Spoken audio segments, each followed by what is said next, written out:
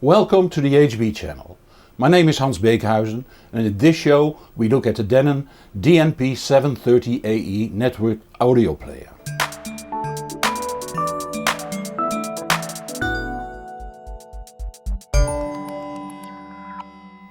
Why do so many streamers come in shapes that do not match the rest of the stereo set? Is that a marketing trick to have it look like real new? Or is it because it's so easy to fit all the electronics in a compact housing? Anyway, the Denon DNP-730AE on review here conforms to the other components in the Denon 730 series in black or silver, and with its 43 cm wide it will combine with many other full-size components. It will play about any PCM audio file up to 192 kHz 24 bits that is DRM free and DSD64 files in DSF and DFF wrappers. To play back DSD you have to be sure the DLA server supports DSF and DFF files. Older servers like my beefed up HP Windows Home Server Service Pack 2 won't, unless you install another DLA server software or tweak the Tonky Media server that's standard on the Windows Home Server. As with all DLA players, the speed and structure of the music menus depends completely on the DLA server. Simple server software gives you only artist and album to make your selection, while the better ones offer albums within artist, composers and genre. The best ones let you even set your own menu items. Very good and easy to use is the JRiver Media Center server that doubles as a bit perfect audio and video player on the computer it is installed on. It's not free though. If you look for a lightweight server that does only music, Minim server is very good, though somewhat complex to tweak. It's donationware, so it's up to you what you pay. Especially people that like classical music will like the versatility of JRiver and Minim to set up search fields like orchestra, director and composer. DLA has another advantage. There is no limit to the size of your music collection. I have tested the Denon with close to 120,000 tracks, over 8,000 albums, all including full metadata and cover art. Sonos is limited to 30 to 40,000 tracks depending on the metadata and the cover art size. I must also mention that gapless playback used to be a problem on many DLA players, but current Denon players handle live albums and for instance Sgt. Pepper without whites between the tracks. As a bonus, it's also an Apple AirPlay station, so you can stream audio directly from your iPhone, iPad and Mac to the Denon. The device under test is 43 cm wide, 7 cm high and 30 cm deep and weighs almost 3 kilos.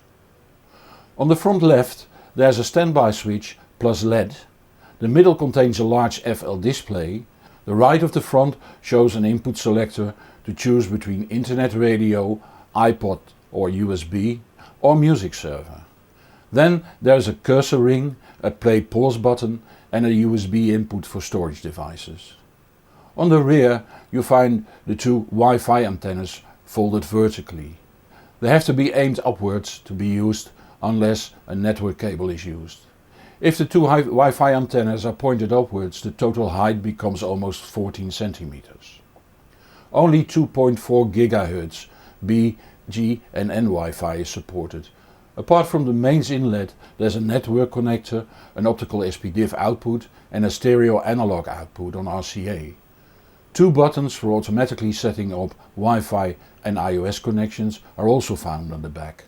The optical SPDIF output does not support 32 kHz and DSD. A comprehensive infrared remote control comes with the unit, although I would advise to use an iOS or Android tablet or phone as remote control. Denon offers free apps for both OSs. From a technical viewpoint there's nothing wrong with this Denon. It measures as to be expected, showing no flaws. Parent company D+M has designated Denon to be the Common Sense brand and Marantz the audiophile brand. As in the car industry, both brands often use a common platform called chassis in this industry that, for instance, handles the network, the DLNA and display functionality. Only components that influence the audio quality differ, obviously resulting in a price difference. It's up to the consumer to decide either way. As a consequence, the audio quality of the DNP-730 is decent but not audiophile.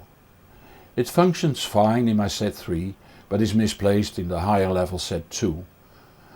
Here the €100 more expensive Marantz NA6005 might be a better choice.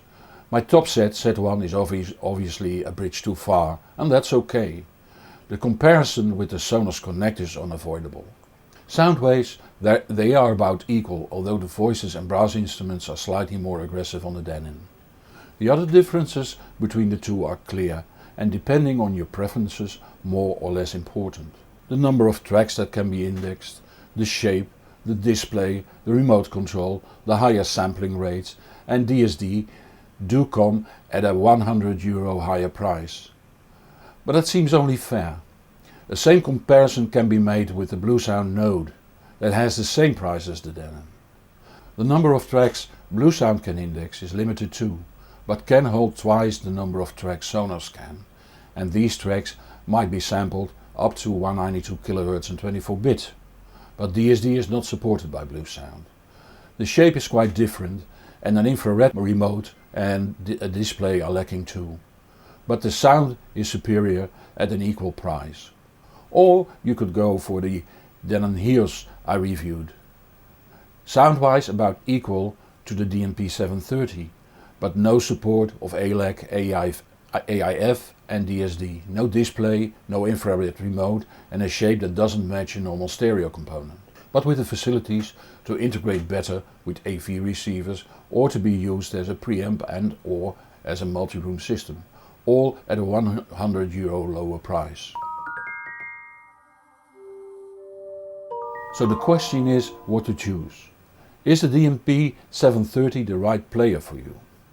I hope this review gave you sufficient information to decide.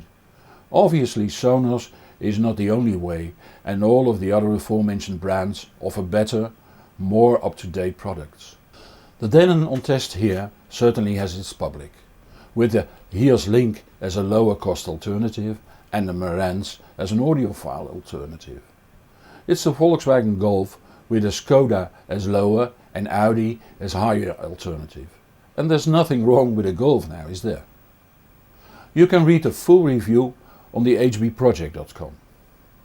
More reviews are on the way, so subscribe to this channel, follow my Facebook page or my Twitter account if you want to keep posted. You'll find the information in the description below. Questions can be posted below on my Facebook page or on the contact page on the hbproject.com. And if you have enjoyed this video, give it a thumbs up and tell your friends on the web about it. My name is Hans Beekhuizen for the HB channel. Thank you for watching and see you in the next video or on the hbproject.com.